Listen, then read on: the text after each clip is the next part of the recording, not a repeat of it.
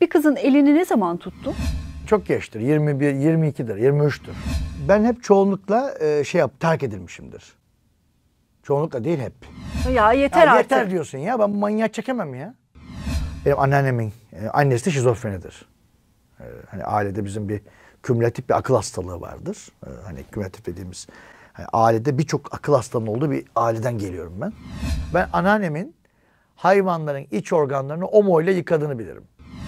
Mesela kurban olurdu. Kurbandan sonra anneannem karaciğeri, böbreği, dala şeyle yıkar, deterjanla yıkardı. Köpürte köpürte. Kendini de deterjanla yıkardı. Evin misafir odasını görmedin mi? Görmedik biz.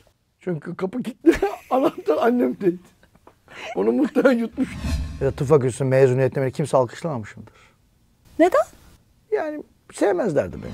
Ha, sıkıntı şu, anam ölünce ne yapacağım bilmiyorum bak. O büyük sıkıntı. Onun hesabını da yapmadım daha. Oytun, Efendim? bugün hiç konuşmadığımız şeyleri konuşalım. Senden izin aldım. Sorabilirim. Çocukluk en kritik evre. Zaten.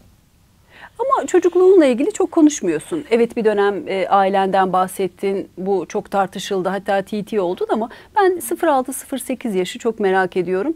Uzmanlar da çok önemli diyorlar o yıllar için. Mesela çocukluğun dediğimde içinde bir coşku mu oluyor? Bir böyle hüzün mü oluyor? Burukluk mu? Öfke mi? Ne hissediyorsun? Valla çocukluğum herhalde yani biraz buruktu yani.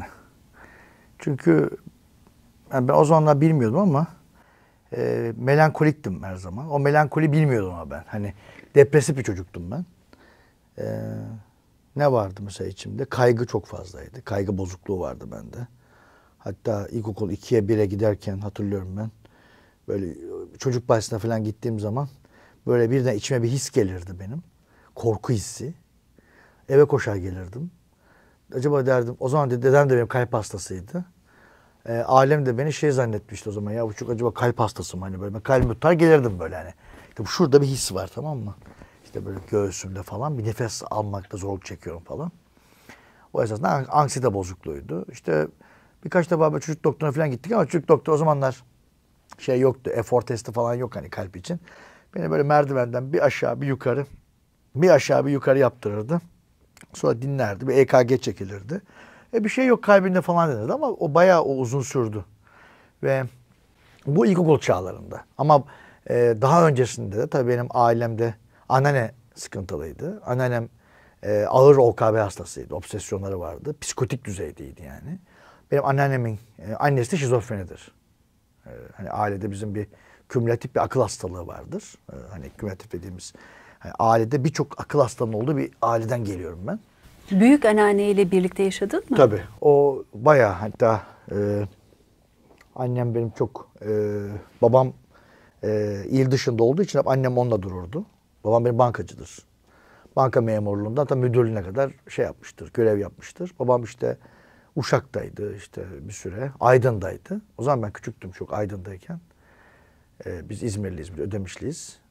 Sonra ben anneannemle kalırdım. Anneannem işte hem küçüklüğümde hem de o ilk 8 yaşa kadar hep anneannemle durdum.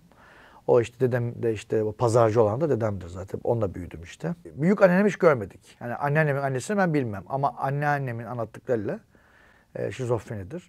Hatta o zamanlar Türkiye çok yoktu o zamanlar. Şizofreni ilacı yoktu. Daha çok ya elektrik tedavisi vardı eskiden ya da insülin verilirdi damardan. Hipoglisemiye sokulur, nöbet geçirttirirdi. Yani EKT diyoruz ya, elektrokonvülsif terapi. Yani şok geçirttirip iyi olması beklenirdi. Ve birkaç hafta iyi olurdu işte şizofreniler ve bipolarlar özellikle manik dönemde. Sonra tekrar hastalık nüksederdi. Anneannem bizi büyüttü. Anneannem korkunç obsesyonluydu. İlk obsesyon deneyimimiz şudur anneannemle. Ben o zamanlar 5 yaşındayım. Çok az kendi hatırlıyorum olayları ama şöyle. Biz her hafta anneanneme civciv alırdık. Ben de o civcivlere ilaç verirdim. Benim en büyük hobim oydu. Civciv alınırdı. Civciv evde uykusuz kalırdı. Biraz sersemledi mi ben evde isordil, aspirin hemen denemeye başlardım. Tabii yüksek dozda verdiğim için civcivler genelde ölürdü. Ya o ilaç denemelerinin esasında ilk tohumları anneannemle atılmıştır. Onun için anneannemi çok severim ben. Bir gün sabahleyin kalktım, kahvaltı ettik. Ondan sonra anneannem dedi ki bana ya sen dedi bugün de tereyağı yedin dedi. Tereyağı dedim yedik. O dedi dışarıda kalmış dedi. O dedi ya kedi ona dedi yalamışsa, kedi de kuduzsa dedi sen kuduz olursun dedi bana. Ya dedim anneanne tabii ben ne diyor bilmiyorum o zaman. Sonra aldı beni böyle kante içinde çocuk doktoruna gittik Ödemiş'te. Çocuk doktoru baktı dedi ki olayı anlattı anneannem. Yok hanım böyle bir şey olmaz dedi. İşte dedi kediden dedi kuduz mu bulaşır dedi yani. Ondan sonra anneannem tabi buna hiç inanmadı. Beni her gün sayardı böyle işte kuduz olacak mı olmayacak mı işte 40 gün geçti mi geçmedi mi hep bunlarla büyüdük biz. Ama bu olay defalarca oldu sadece tereyağından değil. İşte ekmek dışarıda kaldı, börülce dışarıda kaldı, işte şunun ucu dışarıda kaldı oradan ki hep bu hikaye bu kuduz hikayesi. Çünkü anneannem küçükken bir kuduz vakası olmuş köyde onun travmasıyla büyümüş. O obsesyon da onda kalmış anneannem ağır OKB'ydi. Mesela temizlik takıntısı var mıydı? Tabii temizlik. Ben anneannemin hayvanların iç organlarını omo ile yıkadığını bilirim. Mesela kurban olurdu. Kurbandan sonra anneannem karaciğeri, böbreği, dala şeyle yıkardı. Deterjanla yıkardı. Köpürte. Kendini de deterjanla yıkardı. Beni de bir şey olur diye korkardı. Yani beni de yıkardı da korkardı. Mesela evde cam kırılırdı. Anneannem derdi ki o camları bizim Oytun yuttu mu? Yuttuysa bağırsağı delinir mi? Ben gece uyurken bakardım anneannem yerlerde cam aranıyor falan. Gece saat 3 bu hayattaki en büyük benim travmalardır. Yani obsesyonla büyümek. Hep onunla büyüdük yani. Ya ölürse ben. Oytun ölüverirse. İşte kuduz olur ölürse, cam batar ölürse işte şunu hep böyle hep bu şeyler tekrar etti. Çok uzun zaman psikiyatrik ilaçlar kullandım. Çok fazla psikiyatrik ilaç. Yani avuçla içtiğini bilirim ben. Avuçla. Yani avuçla böyle yutardı. Hiç etkisi olmazdı. Çok ağırdı anneannem. Yani o psikiyatrik obsesyonları ne yazık ki hiç düzelmedi. Onun için biz hep o şeyin içinde yetiştim. Hani anneannem hep ağlardı. Hep anksiyetesi çok fazlaydı. Ağlardı. Hep ağladı. Ben anneannemi hiç gülerken görmedim. Hep ağladı anneannem. Yani ben anneannemi 40 yıl tanıdım. 40 yıldan beri ağlamıştır. Öyle bir anneyle yetişen annen nasıl bir kadındı? Şimdi onun da bence anksiyeteleri var ama o biraz benimle daha şey oldu. Daha iyi. Çünkü oğlu var. İşte biraz daha tutunacak bir dalı var. Ama onun da anksiyete bozukluğu, obsesyonu var. Hala mesela eskiden annem kapların üzerine adını yazardı. İşte bizim defterler bir acayipti. O da şeyleri vardır. Çok düzenli. Ama asla onun gibi olmadı. Ama onun da anksiyete bozukluğu var. Mesela benden haber almasın. 10 dakika yandık yani. Mesela 10 dakika telefonu geç açtığım zaman falan çok ciddi sıkıntılar. Eskiden havalimanlarını arardı. Yani ben bilirim. Uçak mesela ben 14'te inecek uçak. 14'te aramadım ben. Nasıl arayabilirim? O zaman cep telefonu bu kadar iyi değil. Elimizde bir tane böyle takoz gibi telefon var. Bir bakarım havalimanında anons bilirim ben ya. Bir gün Oytun'a başlıyor. Danışmaya bir gittim. Ya dedi anneni arıyor. Dedim ben nasıl arayabilir? Havalimanına ulaşmış falan. Gerçekten böyledir annem. Yani peki bu OKB annesinden görerek mi geçmiş yoksa genetik bir tarafı? Genetik, OKB tabii. geçer mi genetik? OKB genetik. Bipolar genetiktir. Şizofreni genetiktir. Alzheimer genetik köken %50-60'tır ama bir de görerek de öğrenmiştir. Çünkü aynen nöronlar kaydetti. Tabii kaydettiği için hem ailesel etkileşim hem de genetik yapı bayağı bizi travmatize etmiştir. Akıl hastalığını çeken bilir. Yani ben o travmayı atlatmak isteği çok oldu ama hala rüyalarıma girer tabii travmalarım. Ama anneannenle geçirdiğin süre. Tabii girer. Ama bayağı iyiyim. Yani ben eskiden çok daha sıkıntılıydım. Bende de OKB var. Yıllarca çektim ben. Lise yıllarında başlayan OKB'm. Küçüklükte anksiyete bozukluğu başladı. Daha sonra obsesyonlarımı hissettim. Mesela ben okula falan giderken mesela mutlaka bir ritüellerimi bırakamazdım. Mesela kravatın yıkanmaması gerekiyordu. Kravat yıkandı mı bitti. Yeni yağlı bir kravat vardı şu taktım. Onu bir yıkadığı zaman çıldırırdım ben. Evde olay çıkardı. Neden yıkandı o diyor. Annem der oğlum neden yıkamayalım falan. Annem de yıkama taraftarı o da. Ondan sonra annem titizlik obsesyonu var. Bende de aynı şey sabit kalsın, değişmesin obsesyonu var. Ama ikisi de takıntı sonuçta. İkisi takıntı. Zıt takıntılar ama takıntılar. İşte kağıt takıntılarım var. Evde düzen bozulsun istemezdim. Bu hep devam etti bende. Ha tabii çalışkandık. Neden? Çünkü hep aynı işleri yapıyordum. Ders çalışma takıntım vardı. İstediğin için değil ha. Mesela dün ikram ettiler bana. Elma kurusu. Sevdim ben. Onu ben 2 ay yerim ben onu. Bazen sen de şimdi yediniz ya bugün. Şimdi o böyle devam eder. Mesela onu hep alırsa birisi o hayat boyu devam edebilir o. Bende ne var biliyor musun? Annemi göreceğim ya. Annemi uzun zamandan beri görmediğim için ne oluştu benim beynimde? Anne yok. Onu göreceğim ya ben şimdi annemi. Ben şimdi annemi giderken içimde kaygı hissi oluşuyor. Ben onu göreceğim diye. Yani benim için kötü ya da iyi bir şey yok. Bir ritüel var. Neye alıştım o devam etmeli. Anladın mı ne demek istediğimi? Mesela şöyle yapalım. Sen buraya her gün gelmeye başladın. Beni arıyorsun arabanla. Biz seninle simit yemeye gidiyoruz. Bunu 5-6 gün, 10 gün yaptım mı tamam benim ritüelimsin artık sen. Ben seni her gün orada beklerim. Ve sen şunu dersen bana, Oytun ben bugün gelemiyorum dersen ben sana öfke nöbeti geçiririm. Allah kahretsin, sen bu kadarsın işte. Sen de dersin ki lan ne diyor bu adam ya, bir gün ne olacak? İşte değil işte. Ya bu. Peki sen benim yanıma gelmedin diyelim. Hiç gelmiyorsun. Benim ritüelim ne? Senin gelmemen. Geldin mi rahatsız edildi? Bravo. Sen beni arıyorsun ya. Oytun sen ben geleceğim diye. Bak ben dün bu röportajdan kaçmak için ayak yaptım sana. Dedim ki benim çocuklara Emel gelecek dedim. Onu dedim bir şekilde savsaklayın. Dedin mi gerçekten? Dedim. Yüzü burada. Dedi mi? Dedim mi demedim mi? Neden biliyor musun? Çok ayıp bir şey bu ama. Ama ayıp değil. Çünkü benim ritüelime değilsin sen. Ama sen beni birkaç önceden alıştırırsan birkaç gün önceden. Oytun nasılsın? İşte ben işte hani bir şey yapman lazım. Buna bir ritüel koyman lazım. Çok ilaçlar denedim kendimde. Çok kimyasallar kullandım. Hani bir şey değiştirebilir Tedavi miyim? etme amaçlı. Etme amaçlı. Çok zor bir şey ama. Gerçekten beyin Faydası değiştir. oldu mu? Oldu. Bazılarının oldu. Bazılarının olmadı. Ya, ama yaşım geçtikçe empati yaparmış gibi yapmaya başladım. Mesela seni görünce sarıldım mesela bugün. Eskiden hayatta küçükken öptürmezdim, sarıldırmazdım. Hatta beni biri öptüğü zaman saatlerce silerdim. Mesela ben anneannem babanı öpemedim hiç hayatımda. Ben öptüğü anda başlardım. Kirlenmişlik duygusu mu? Kirlenmişlik ve ritüelim değil ya. Girişte köpeğe sarıldın, öptün. Sorun insanlarla mı? Sorun insanlarla. Çoğunlukla annenden bahsediyorsun. Dedenden bahsediyorsun, anneannenden bahsediyorsun. Babanı çok az anlatıyorsun. İlişkiniz mi sınırlıydı? Çok yoğun çalışan. Yoktu. Hiç yoktu. Yoktu babam. Ondan sonra o benim için biraz şeydi böyle hani ara sıra gördüğüm bir insandı. Mesela o da çok soğuk birisidir. Mesela babam o da çok nörttür. Mesela babama mesela gel mesela işte annen öldü. Ben babamı bilirim. Babam çok mantıklı karşıladı. Babanda da Asperger sendromu. Var. Babam da Asperger'dir. Öyle mi? Aynen. Duygusal sınırlıdır duygularımı. Babam tarafı hep öyle ama. Babaannem de öyleydi. Benim babaannem mesela biri ölürdü giderdi çenesini bağlardı. Hiç ağlamazdı ya. Bizim ailemiz böyle olmuş. Anne tarafından bir obsesyon ve psikiyatrik sıkıntılar. Baba tarafından bir duygusuzluk ve yine o Asperger paternleri birleşince ben çıkmışım. Ben çok ağır psikiyatrik bozukluk da olabilirdim. Ama doktor... Bu bileşimden o da tabii. çıkabilirdi. Allah'tan doktordum ve içgörüm vardı. Bir de zekam vardı. Benim hep ona demişlerdir. Ben hep şunu derlerdi. Ve muhteşem bir annen var. Zeka. Annen de muhteşem. Annem, Şimdi bak anlattığın hikayeye sahip bir çocuğu idare etmek, çok zor. onu meşgul etmek Çok dünyanın zor. en zor şeyi. Ben anneme de çok kötülük yaptım.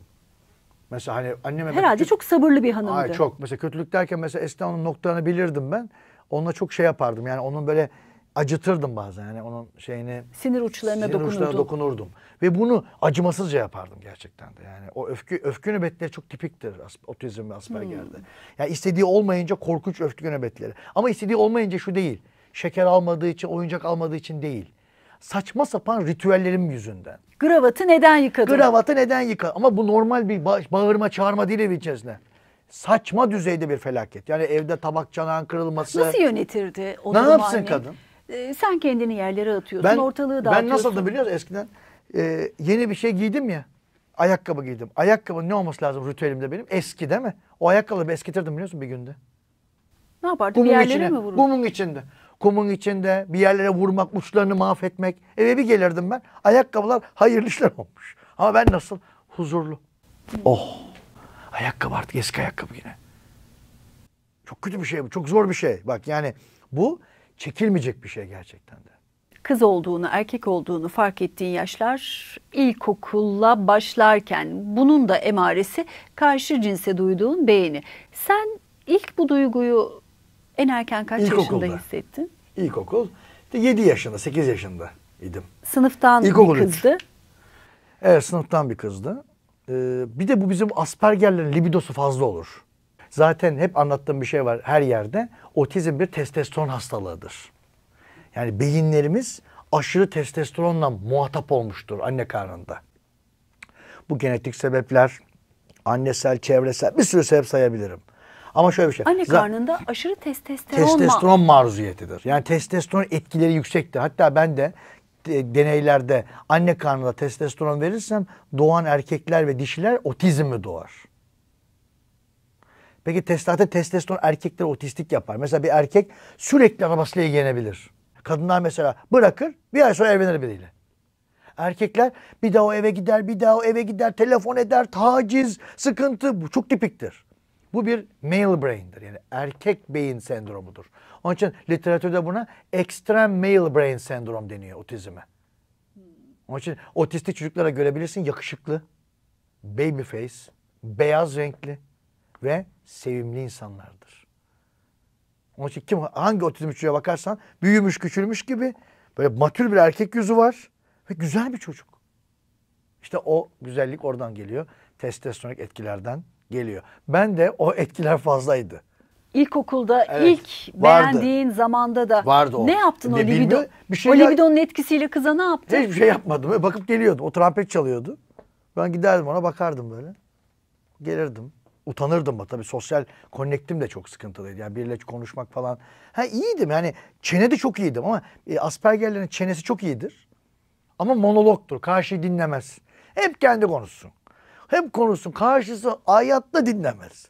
O kıza bir şekilde onu beğendiğini hissettirdin mi uzaktan Hayır. bakmanın dışında? Hayır. O kız hala bilmiyor bunu. Bilmiyordur. İlk bir kızın elini ne zaman tuttun? Çok geçtir. 21, 22'dir, 23'tür. Sen mi tuttun? Kız artık ya gel tutalım mı dedi. O tuttu. O tuttu. O tutmasa zaten ben tutamazdım. Dedi yeter lan dedi. Seninle mi uğraşacağım dedi yani bu. Ama ben yine sıkıntılar Tıp var. fakültesi öğrencisi miydin? Ha, bitirmiştim. Tıpta hiçbir şey yapmadım. Hep ders çalıştım zaten. Ben günde 16 saat ders çalışan bir adamım. Flört ettiğin kız Ben geziyor. flört etmedim. O zaman ben ders anlatıyordum. Tuz kursunda. Evet. Ben eski tuz birincisiyim falan ya. Bak aynen böyle. O da doktordu. Nasıl dedim ya? Sen dedi, ben seni beğendim dedi. Ve öyle bir şeyimiz başladı. O drive etti bütün ilişkimizi.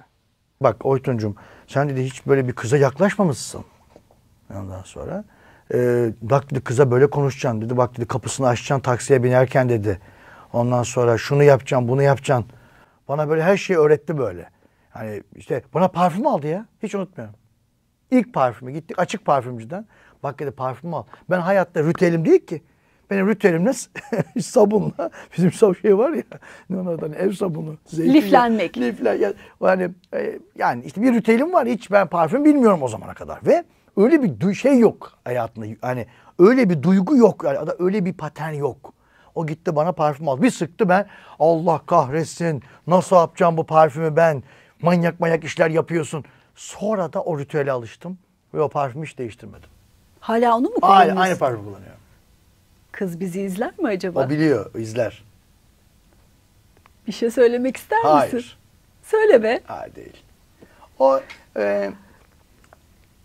yakın zamana kadar konuşuyorduk. Evet. Onunla. Yine sonra ona yine bir sıkıntı çıkarttım yine. Sonra küstü bana. O paterninin içerisine girdi. Bağlandın. Sonra niye çıktı? O çıktı. Ha. Ben bırakamam ki. Sen bırakamazsın. Ben o hayat boyu dururdum onunla. Ama baktı bu adam olacak gibi değil. Ben çünkü geçen de bana anlatıyor bir gün. Bir gün şey demişim ona. Ben evde yatıyorum. Yine depresyon ataklarım bir tanesi. Bende de psikotik bozukluk var bende. Ben mesela 10 gün iyi olurum, 5 gün kötü olurum. 3 gün iyi, 2 hani böyle bipolar tip 2 gibiyimdir ben. Zaten psikiyatrik bozukluklar böyle yan yana oluyor. Mesela ben de öyle. İşte Asperger var, OKB var, bipolar halim var benim. Böyle bir sürü şeyler yan yana getirmiş. Bir gün ben evde yatıyorum, çok kötüyüm. O benim yanıma gelmiş. Demiş ki Oytun, ne yapıyorsun sen evde? Ama diyor ki ev karanlık. Ben bayağı bildiğin ağır depresyondayım. Ben demişim ki bak kızım, burası büyük bir evren. Evren şu kadar büyüklükte, şu var, şu var. Demişiz ki biz onun içinde toz gibiyiz ya. Demiş o da. Demiş yetmez mi demişim. Kız bunu duyunca zaten demiş ki bu normal değil. Ve Mişli konuşuyorsun. Hatırlamıyor musun bunu dediğini? hayır, o da onu hatırlamıyorum o kadar. Nasıl hatırlatayım? Çünkü o bana anlattı hikayeyi sonra. Hayır. Depresyon mu sana bunu hatırlatmayan belki şey? de, belki de. Ya demek o zaman o kadar Yoksa şeyim laf ki. olsun diye mi söyledin orada? Yok, demişimdir öyle şeyler. Yani durumun ne kadar vahim olduğunu anlatmışım ona. O da demiş herhalde durum vahim, ben kaçayım demiş. Ondan sonra ilginç bir şeydi. Yani sonra mesela ben hep çoğunlukla terk edilmişimdir. Çoğunlukla değil hep. Yani terk ettiler beni. Terk etme nedenleri bu paternler mi? Evet, yani patern. Bir yerden sonra ya yeter Ya artık. yeter diyorsun ya, ben bu manyağı çekemem ya. Yani, çünkü kolay bir şey değil. Biri diyor ki bana 14 Şubat'ta ne yapacağız? Ulan benim ritüelim değil ki o. 14 Şubat'ta benim bir olay yapmam var ya, yemin ederim ölmek demek benim ya. Ölmek ne olabilir ya? Bir yemeğe gidiliyor. Hayır, neden? Ritüel bozuldu ya. Ben her gün işte mandalin yerim. İşte şimdi yiyorum pardon. Elma kurusu. Elma kurusu yiyorum bu ara. Şimdi mesela 14 Şubat ne yapılacak? Ben şimdi bir elma kurusu yiyelim mi? Adam diyecek ne elma kurusu lan? Elma kurusu. Bak o gün gece yemeğe edip elma kurusu ararım ben. Elma kurusunu yerim. Kız da böyle bakar bana. Şöyle der, bu manyak bu. Sen tekrar döndürmek için bir şey yapar mısın? Ya şöyle. Peşine düşer misin? Evet. Çünkü alışmışsın ya. Evet yapıyorum. Depresyonun Yapıyorum. dibindesin. Evet yapıyorum. Ne yaparsın? Nasıl gel dersin? Ya nasıl gel? Durumu anlatıyorum yani. Değil mi? Sen benim durumumu biliyorsun diyorum yani. Bunu ben çok söyledim ayrılırken de. Dedim ki bak hemen gitme. Yani git. Tamam gideceksin ama lütfen. Mesela bir önceki şöyle bir kız arkadaşıma öyle demiştim. Yani bu işleri çok iyi bilince dedim ki bak git. Ama dedim yavaş git lütfen. Alıştır be. Ne yap biliyor musun? Benim telefonu açma demek önce. Ama dedim arada aç. Ama her zaman açma. Bir ritüel yap dedim. Sonra yavaş yavaş kes bunu dedim. Yaptı aynısını. Gerçekten de çok kötü olmadığım bir ayrılıktı. Ama bıçak gibi kestim o ritüellerimi, ben mahvolurum yani. Biterim. Onun için ben bunu anlatıyorum insanlara. Bak diyorum yani ritüellerim var. Bu benim diyorum olayım seni sevmek olabilir ama benim diyorum ana noktam bağlanmak. Bunun adı ne? Bir bakıcıya bağlanmak. Çocukluğundaki hangi travmayı hiç yaşanmamış kabul ederdin? Çok üzüldüğüm noktalar vardı. Yani mesela arkadaşlarım tarafından çok eleştirildim ve hani özellikle tıp fakültesinde filan mesela tıp fakültesinin mezuniyetine kimse alkışlamamışımdır. Neden? Yani sevmezlerdi beni. Ben okul ikincisiydim. 2001 okul ikincisiyim ben. Diplomanı almaya giderken kimse hiç alkışlamadı. Sadece aile alkışladı. Ona da beni tanımadığı için. Beni hiçbir arkadaşım alkışlamadı. Hatta şimdi dinleyecekler yine şey yaparlar işlerinde ama işte öylesine konuşuyor falan derler. Hep dersimi önceden çalıştım. Ben tıp 3'ü, tıp 2'den çalıştığım için sözlülerde hep ben çok konuştum. Onlar hep böyle şey gibi oldular yanımda. Hani aman bu da böyle işte. Aman biliyor da ne oluyor. Çünkü hani iç hastalıklarına giderdik. Oytun biliyor. Çünkü yemiş yutmuş gelmiş. Mesela genel cerraha giderdik. Hoca bana şöyle dedi bir gün. Oğlum sen sanki bu stajı daha önce almış gelmiş gibisin dedi. Hani ikinci tur mu alıyorsun? Çünkü ben orada bütün kitapları yer yutardım benim. Çünkü ben gece gündüz ders çalışırdım. Tabi bu sefer arkadaşlar da şeydi. İşte onlar tıp fakültesinin havasında doktor olacağız. Bazen soruları bilemezler. Çünkü benden soru sekmezdi. Çünkü bizim vizitler şöyle olurdu. Önce profesör doçente sorar. Doçent bilemeyince yardım doçent, uzman böyle aşağı doğru gider. Ama ben şöyle bir adamdım. Ben soruyu sorduğu zaman direkt yapıştırırdım ben. Yani çünkü bazen bunu hoca da bilmezdi. Çünkü hakikaten bu işte çok şeydim yani meraklı, ilgili tıp fakültesindeyken. Ege tıpta olup beni bilmeyen yoktur mesela. Ben Ege tıpta hakikaten bir şeyimdir yani bir kült. Yani ben o zaman Google yoktu. Ben Google'dım o zamanlar. Tıp Google'ıydım. Ya yaz çıksın. Peki Asperger olmanı hiç kullandın mı? Yani aslında yaptığın davranış Aspergerlikle ilgisi yok ama Aspergerliğe vurup bile isteye hata yaptığın oldu mu? Çok basit. Ben şimdi geçenlerde benim Elçin'in yanına gittim kardeşim. O okulcudur. İzmir'de okulları var. Elçin Tün. Bir tane çocuk böyle felaket zıppır. Oraya zıplıyor, buraya zıplıyor. Ben de birine böyle bir şeyler yazı veriyorum. Ulan bir dur dedim ya. Bir dur dedim. Öyle mi biliyor musun? Ben hiperaktifim dedi. Benim tanım var dedi. Doktora gittik biz dedi. Ben dedi hiperaktivite bozukluğuymuşum. Tabii ki zıplayacağım dedi. Ciddi misin? Yemin ederim sana. Oğlum sen zıpla yavrum dedi. Sen bu işi öğrenmişsin. Ben de buna vurduğum oldu tabii ki. Hani mesela birine bir şey olduğu zaman ya oğlum ben de Asperger'im biliyorsun. Dediğim oldu. Yani bazen ama o da onun gibi bir şey. Şimdi o hani oluyor bu da. Hani bazen oldu mesela. Hani bir yere Asperger'ler bir de motor disfonksiyon var bizde. Sakarlık var. Bende sakarlık vardır. O zaman sen cerrahi işlem Ay, yapamazsın. Ya yaparım ama şöyle mesela cerrahi damarı diktin ya. O damarı dikerken o elimdeki makasla yan taraf zararlı görebilir. Gerçekten öyle. Bu tarafını bildiğin için mi cerrahi Evet. seçmedin? Gerek yok. Çünkü herkes her şeyi yapamaz. Şöyle bir şey var. Yaratıcı ve kreatif insanlarda akıl hastalıkları çok fazla. Bak şimdi yapılan çalışmalarda kreatif insanların özellikleri. Kreatif ne? Resim, sanat, müzik, bilim insanı. Yani bir şey oluşturan insanların kişilik özellikleriyle bipolar kardeş. Depresif bozukluk, major depresyon kardeş ve melankoli kardeş. Yani şunu söylemek istiyorum. Akıl hastalığın yoksa yaratıcı değilsin. Akıl hastası olduğunu düşünen bir kesim de var. Evet. Evet. O zaman bu sözünle Tabii. onu doğrulamış Tabii ki oluyorsun. doğru. Unutmayın. Her dahi Biraz yaratıcı, delidir. Biraz değil. Bildiğin dahilik bir akıl hastalığıdır. Einstein. Einstein'ın 2 çocuğu akıl hastası. Biri psikotik, biri depresif. Einstein zaten kendi iyi değil. Çünkü Einstein da çok ağır sıkıntılar çekmiş bir adam hayatında. Öğrenme bozukluğu çekmiş, okullardan atılmış. En sonunda da şöyle bir şey var Einstein hikayesinde. Einstein gerçekten de o kadar deliliğe yakın bir adam ki. Beyni normal erkek beyninden 200 gram daha Ama küçükmüş. gliası fazla. O zaman yapılan Glia araştırmada nedir? Glia yani ara nöronları var. Ara nöronlarda da şeyleri var. Glia sayısı nörona desteklik yapan hücre. Yani housekeeper deniyor gliaya. Nörona bakan, sinir hücrelerine bakan hücrelere glia denir. Glia sayısı fazlaymış. Bu iş gramda değil. Önemli olan boyut değildir. Fonksiyondur. İşte bu da Asperger'in bir özelliğidir. Metafor kullanırlar. Çok iyi bilirler metaforları. Hep metaforla konuşabilirsin. Yani fonksiyon şu. Dışarıdan göremezsin ama içine baktığında.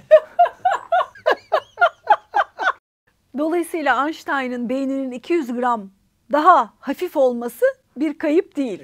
Fonksiyonu önemli olan. Evet. Tebrik ederim. Çok iyi anlamışsınız. Halk çok seviyor seni. Evet. Seninle karşı karşıya gelmek istiyor ve sana çok güveniyor. Muayenehane açmayı düşünüyor musun? Şimdi ben insanlara bakarım ama hastalığı takip edemem. Mesela ben neyi seviyorum biliyor musun? Çözmeyi seviyorum. Mesela ben seni çözdüm ya hastayı ben. Hastanın tanısı bilmem ne hastalığı. Ben onu çözdüm ya. Benim için onun şey bitti. Bir daha görmek istemiyorum diyorsun. Aynen öyle. Yani şimdi o hastaya ben ilaç yazacağım. O gelecek, gidecek benim yanıma. Bir ilişki kurulacak. İlişki- Ne gerek Allah var? ya kaç. Yoksa ben onlar beni aradığında anksiyete olurum ben. Ondan sonra gerçekten dayanamam ben buna. Annem de öyle diyor. Sonra tanı koyduracaksın diyor. Hemen kaçacaksın diyor. R'leri söyleyebiliyor musun? Onu Evet. çok sormuşlar. Evet R'leri yumuşak söylüyorum. Bir R der misin? R. Söyleyebiliyorsun. Niye Evet. bunu çok sordular? Mesela bazen öyle arada kaç şey oluyor herhalde. Kümşak, Bornova derken belki R orada gidiyor. Yani Şiven gerçek mi diyen var? şive gerçek. Evet yani Şive gerçek. yayın dışında da böyle Şöyle, hatta yayın net dışında bir daha bilgim bile var, fazla. Net bir bilgi var. İstanbul Türkçesini çok becerikli konuşabilirim. Ama yorulduğum anda diğer eski beynim devreye girer. Ne o? Eski beynin nedir? Fabrika ayarlarıdır gibi. Default ayarlar yani. O da küçüklüğümde Ödemişli konuşurum. Bir de Ödemişli konuştuğumuz zaman düşünerek konuşmam tamamen doğalımdır benim o. Filtresizdir o. Şu anda konuştuklarımın en az %30'u filtrelidir. Çünkü ben çoktan sövmüş olurdum. Buraya şu anda araya neler girmişti. Ben çünkü sövmeden duramam. Bende Tourette de var çünkü. Sövme hastalığı var. Tourette bir tik hastalığıdır. Bende Tourette var. Hiç duymadık senden. Lan ne duymadın ben? Akşama kadar sövüyorum. Ne zaman duymuyorsun? Şimdi sen de hemen gerçekleri söyle kardeşim. Neden kandırıyorsun insanları? Anneannen şimdi şöyle şuradan gelse ne derdin ona? Ya derdim anneanne bize ne bıraktın yani şimdi? Bir miras bıraktın. Evet anneannem olmasaydı, onun mitokondrisi olmasaydı oytun olmazdı. Ama çok da acı bıraktın. Yani bana bir sürü de şey bıraktı yani. Akıl problemleri bıraktı. İyi mi ettin, kötü mü ettin? Ama ne derdim en sonunda? Ulan iyi ki varsın derdim. Hala böyle mesela ben her gün Google'a Sörce Rabies yazar, haberlere bakalım.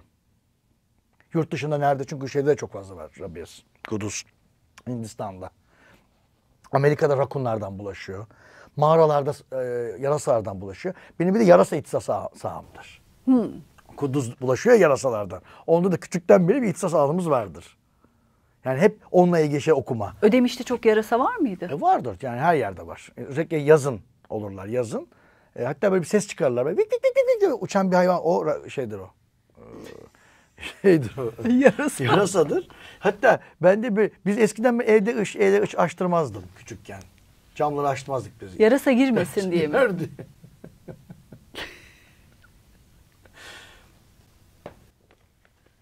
Aileye bak.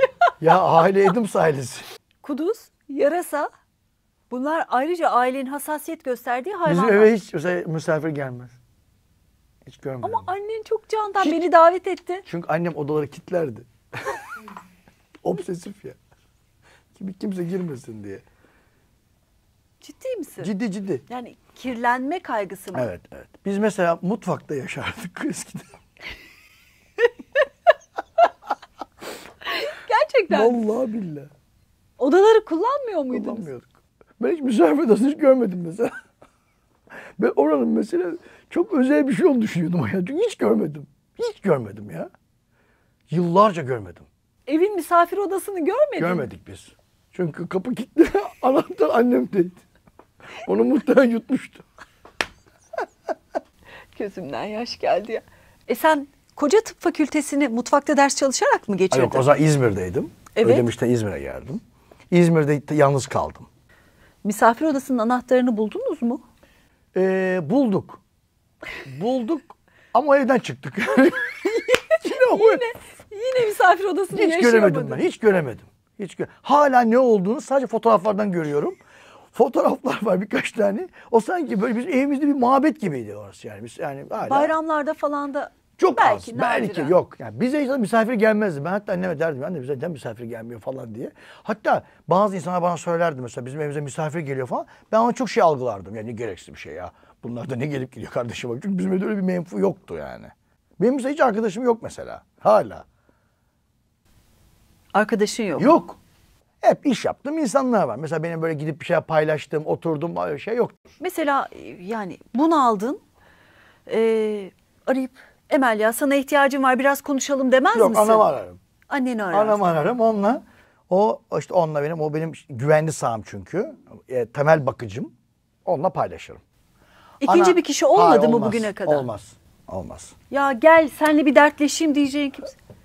Bu çok yormuyor mu seni? Yok ya, yok ki yani yok. Yani öyle yani. Ne yapayım şimdi? Değişemem. Sıkıntı şu. Anam ölünce ne yapacağım bilmiyorum bak. O büyük sıkıntı. Onun hesabını da yapmadım daha. Allah gecinden versin. Ama kız arkadaşın varsa o onun yerini alıyordur Ya, kısmen. Alıyordur da yani anam değil tabii yani. Çünkü ana bakıcı ya. Ana devre o. Bir de stres anlarında hemen bende regresyon gelişir. Hani hemen çocukluğa dönerim. Güvenli, sakin anam. Anne hemen o der ki Oytun şunu yap. Annem Oytun sakin ol sana güveniyorum. Sen bunu başarırsın tamam anne deyip ben yola devam. Anne veya benim işte kalbim ağrıyor işte kalp krizi geçiriyor alabilir miyim? Oytun kalp krizi geçiriyor musun? İnanıyor musun buna? Yok anne öyle bir şey değil. Benim evhamım bu. O zaman bir şey yoktu. Sen bilirsin bitti. Diyalog aynen böyle mi? Diyalog bu. Doktor Oytun Erbaş annesine semptomları söylüyor Söyler. ve kalp krizi geçiriyor muyum diye sorar. Hayır. Anne bir geçir. O bana şöyle iletir. Kalp krizi geçiriyor anne. Oğlum sen bilirsin kalp krizi geçirip geçirmediğini der.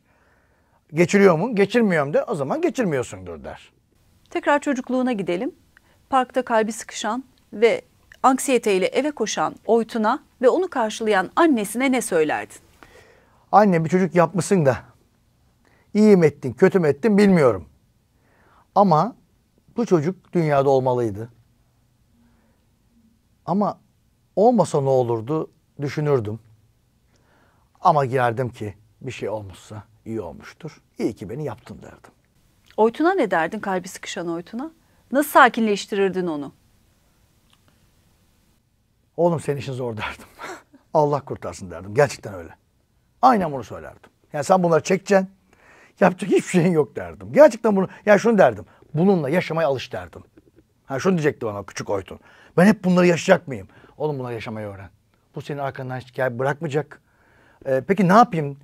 Senin yapın, kişiliğin, normalin bu derdim. Alışmaya bak derdim. Değişmeye değil, alışmaya Bravo. bak. Tadını çıkar koçum derdim. Anksiyetenin tadını çıkar. Öyle. Teşekkür ederim Ben Oytun. teşekkür ederim.